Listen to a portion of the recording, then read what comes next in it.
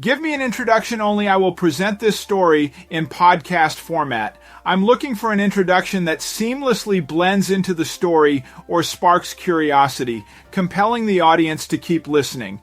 The introduction should include a subtle and warm welcome for the listeners without mentioning the channel's name. What these animals were doing was not normal. That much was clear to everybody on the excursion.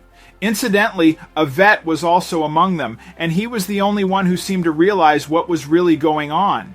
He was terrified, but he knew he needed to get everyone to safety immediately. "Everybody, do you hear me? I'm serious. We need to get out of here right now." A few of the others just looked in his direction for a second, but they immediately turned back to the sheep, amazed by the weird phenomenon that was occurring right in front of them. Mark looked at the sheep again, thinking that maybe he had gotten it wrong. But there was no doubt about it. They were very restless and walking in circles. He'd never seen this kind of behavior before, but he had heard and read about it enough to recognize it. He was 100% sure of what was happening here, and it was bad news. Mark was at his wit's end, thinking of a way to make everyone around him understand that they were truly in danger. He finally just grabbed the guy who had happened to be standing next to him by the shoulders and explained what was going to happen if they did not leave right now. "But what about the rest of the trip? We still have to hike up the mountain," the guy replied. Mark groaned, realizing that this was going to be more difficult than he had hoped. "What don't you understand about what I just said? If you stay here, you risk your life." Some others heard what he had told the man, and he finally had their attention. Mark breathed a sigh of relief as he realized that they were all listening to him now. He jumped up on a big rock and yelled, "Please listen up, everyone!" Finally, everyone stopped talking, and the group gathered around him, waiting for him to continue. Pointing to the sheep that were walking in a circle on the field, he said, "This is a big problem." He went on to repeat the same explanation he had given to that man a minute ago, and the others gasped as they heard what he told them. They were starting to panic. In the midst of growing chaos, Mark's voice cut through the panicked crowd. He urged everyone to stay calm and emphasized that leaving immediately was their best chance. The group was reluctant but recognized the urgency in his tone. A few members of the hiking group, dismissive of Mark's warnings, chose to continue up the mountain, mocking the supposed danger. Mark, although disappointed, respected their choice, urging those who would listen to follow him instead.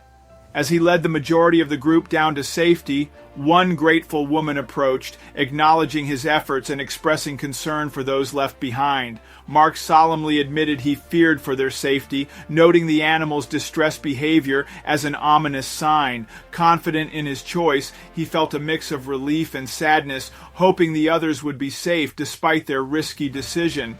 As he led them back through the forest, the rain began to fall, transforming into a fierce downpour that turned the path into a slick, treacherous obstacle course.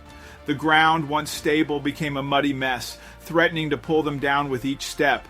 Visibility dwindled to a few feet, and Mark's experience as a guide became their lifeline. Despite the rain, Mark's knowledge of the terrain allowed him to navigate through the darkness. He pointed out firm patches of ground, hidden rocks, and safer routes, his voice steady and calm even as the rain lashed down. The group's nerves were stretched thin, but Mark's confidence gave them a sense of hope. As they moved, they formed a human chain, each member gripping the next. This wasn't just a method for stability. It was a tangible reassurance that they were in this together, that each person would do their part to protect the others. Suddenly, a shrill cry broke the quiet as Clara slipped on a mossy rock. She collapsed, clutching her ankle in pain. Two group members with medical experience, Tara and Leo, quickly assessed her injury and worked together to create a makeshift splint using a strong branch and a few belts. The group paused, huddling around Clara, torn between the urgency to move and their instinct to care for one another. Mark knelt beside her, offering comfort and quiet encouragement, recognizing the weight of his responsibility. Realizing they couldn't continue like this, Mark remembered an old cabin nearby from a previous expedition. He led them through the worsening storm, drawing on memory to find the structure. Finally, the cabin emerged through the sheets of rain, and they staggered inside, weary and cold, but relieved to be under a roof. The musty scent of old wood filled their lungs as they leaned against the walls, catching their breath. Within minutes, they had a fire blazing in the hearth, casting a warm glow and bringing a sense of comfort to the weary group. Wet clothes were laid out near the fire, each one slowly surrendering its dampness to the heat. As they settled in, Mark noticed an old radio covered in dust in the corner. Curious, he tinkered with it, coaxing it to life until, through the static, a voice crackled into the room. The group fell silent as they listened to a distant broadcast warning of unusual animal behavior and strange disturbances. While vague, the message spoke of precautions, advising those in affected areas to stay alert. The radio report confirmed Mark's suspicions, and a nervous tension filled the cabin as they absorbed the implications. With the storm howling outside, Mark laid out a map on a table and illuminated it with a lantern.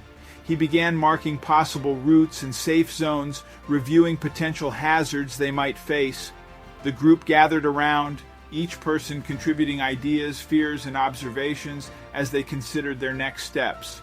Tara raised a concern.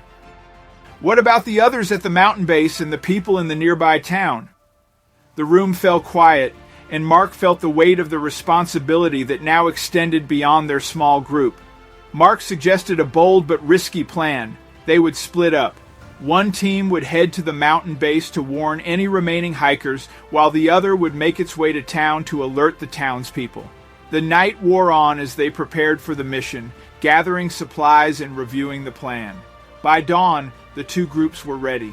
They embraced each other with words of encouragement, knowing that each step was vital, not only for their survival, but potentially for many others. Mark's team made their way through the dense forest, now alive with eerie noises. The once familiar landscape felt foreign, as though they were trespassing on something primal and angry. Each rustle, each distant animal call heightened their sense of urgency. When they reached the town, they found the townspeople going about their day, blissfully unaware of the impending danger. Mark gathered them at the community hall, played the radio broadcast, and shared the details of what they had encountered. His words were met with mixed reactions, some skeptical, some fearful, but the town leaders recognized the urgency and began organizing an evacuation plan. Meanwhile, the second group ascended the mountain to find the hikers who had dismissed Mark's earlier warnings. They found them visibly shaken and remorseful at the base of a steep incline. Their earlier confidence had vanished, and now, humbled, they accepted Mark's group's guidance. The combined groups carefully descended the mountain together, taking extra care on the wet, slippery rocks, each step a delicate balance between haste and caution. As dawn broke, a tremor suddenly shook the earth, nearly toppling them. Trees creaked and swayed as the ground pulsed beneath their feet. Both groups quickened their pace, now fully aware of the danger that loomed. Upon reaching the town, Mark coordinated with local authorities, who had begun setting up makeshift camps at designated safe zones. Families packed essentials, neighbors helped one another, and a sense of unity bound the community as they prepared to face the unknown. As the day wore on, the townspeople braced themselves. Birds, normally scattered through the forest, flew overhead in vast, erratic patterns. Animal cries filled the air, creating a symphony of distress.